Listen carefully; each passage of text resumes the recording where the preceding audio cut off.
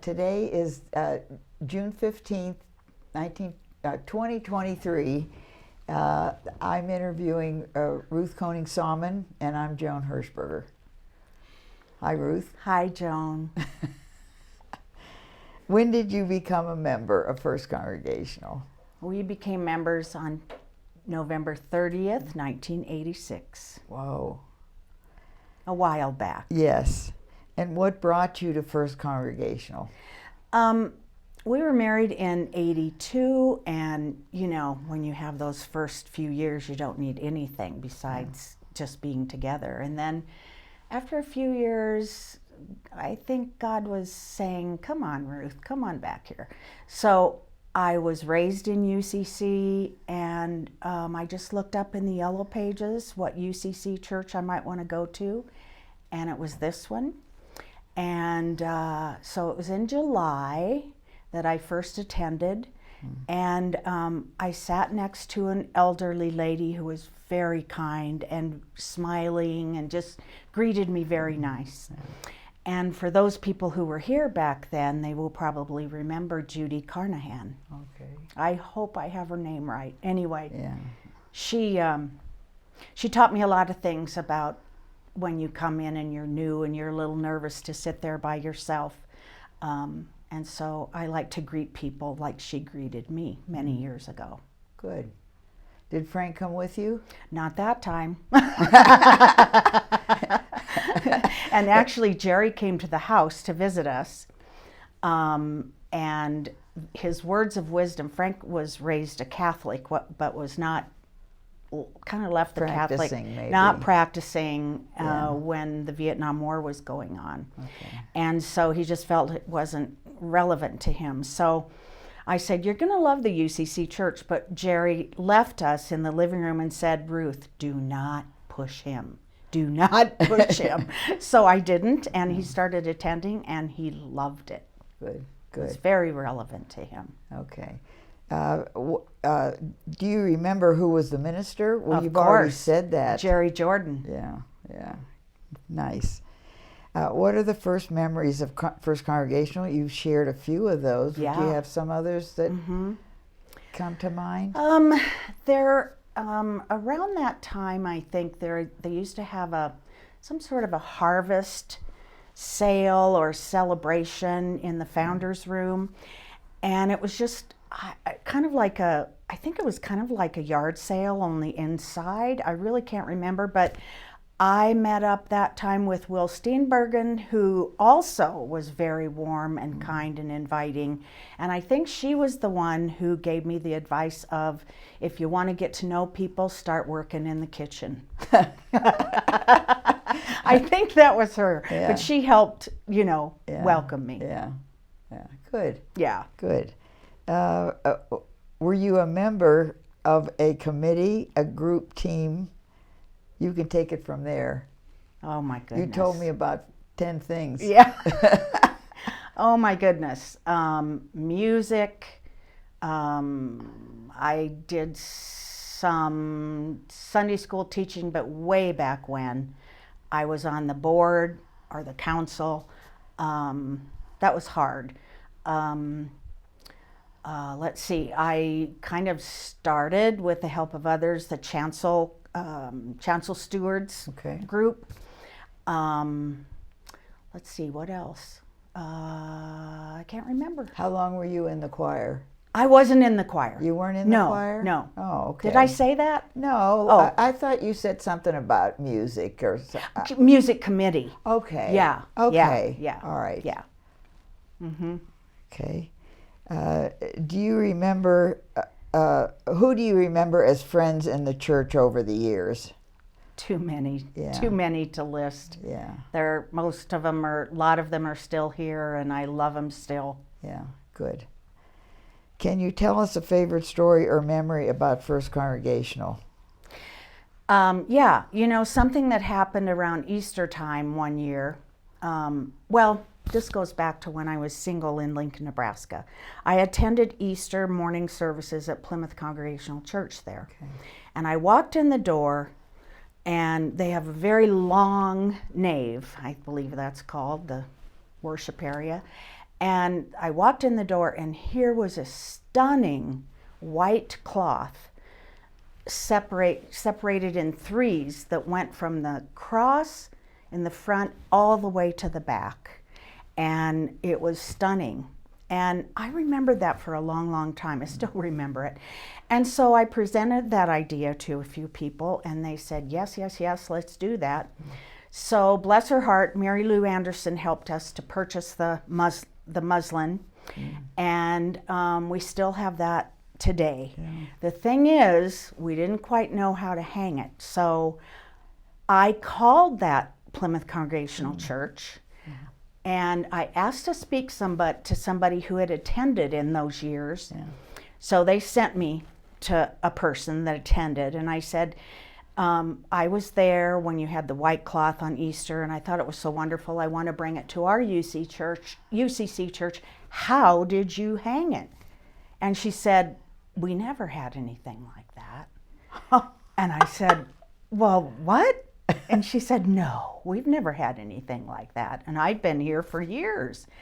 So I kind of feel like it was a mystical thing. I don't know how I got there. But anyway, that has been an Easter tradition for a long, long time. And then another thing. So how did you figure out how to hang it? Oh my gosh. You just made it up? It took forever. Okay. It took forever. We climbed up. David will not want to hear this. We climbed up behind the organ pipes. And once my husband Frank was standing on the organ bench, and he was supposed to catch he was supposed to hold the white cloth up, and the white cloth, one of the pipes came down and hit him smack in the forehead, and he was like, whoa, Yeah. And for a long, long time, I would often look up there, and that dent was still there. I think it's gone now, but anyway. Yeah.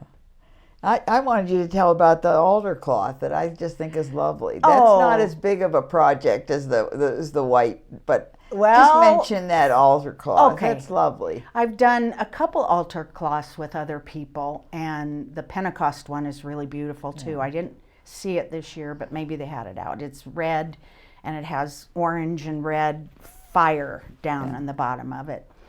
And then the altar cloth, I think that you're talking about, was one I did for Lent. Yes. And that has different purples and different materials next to each other, almost like a quilt in a way. Yes. And then it's outlined in black.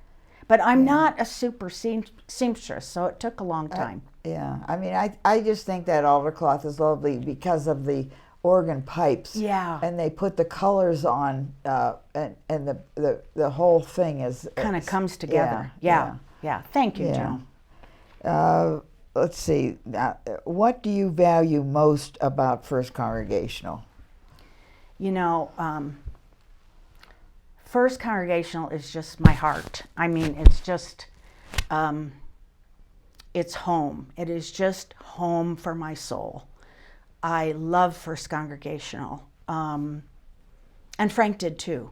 But there have been ups and downs, but when I even walk into church, there's a certain smell that's wonderful, that old wood, and I've worshiped here for many years, and I just love it, probably partially because I came from a UCC church.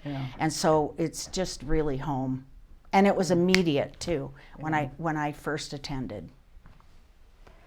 I think I would add it's a sacred space. Oh, that's good. And a thin space. Yes it really is.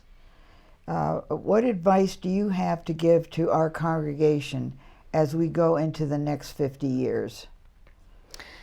Well, things always change. They never stay the same. Even our hymnals change.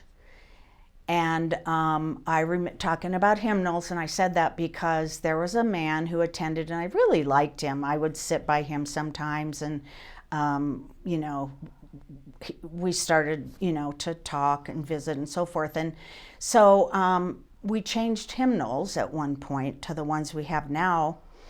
And he said, well, that's it for me. I'm not staying. Well, saying that, I just want to say there's always ups and downs. There's things that you might not like that are happening. Maybe the worship times change, or the hymnals change, or something changes that you don't agree with. And I would say to people in the future, just hang in there. It's an exquisite place to worship. It's an exceptional community, and I almost want to cry. So just hang in there with those changes. Yeah. Let them challenge you, and you can grow and still be here and learn lots of things. Good, thank you. You're welcome. Yeah, very well said. Now, I asked you this before, anything else you would like to tell us?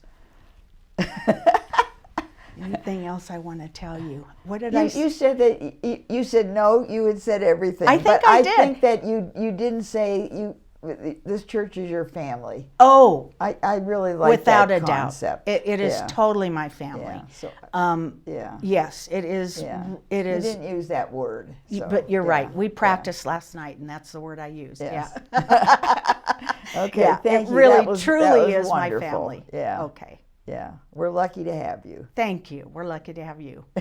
And Paul. What about Royce? And Royce. Okay. That's it. Cut. Yeah. Cut. Well, they've all been wonderful pastors. I especially loved Nayiri. Yeah. Were you here, Joan? Yes, I was. Yeah. Yeah. I loved her. She Yeah. was a interim minister. Do I need to look somewhere or no? Talk to Joan. Nayiri really helped us look